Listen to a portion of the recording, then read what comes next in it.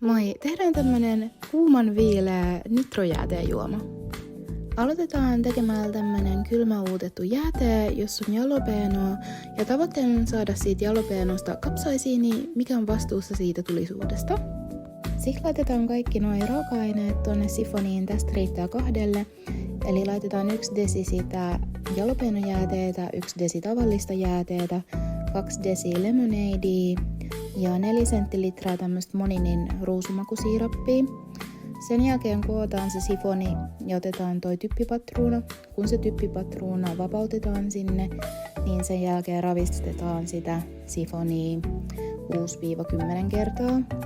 Ja sen jälkeen sitä voi sitten oikeastaan laittaa laseihin ja koristella haluamallaan tavalla. Tonne lasiin voi myös halutessaan laittaa jäitä, mutta suosittelen, että kaikki ne mitä sä laitat tonne sifoniin on itsessään jo alkujaan kylmiä. Meneekö tää juoma sulla kokeiluun?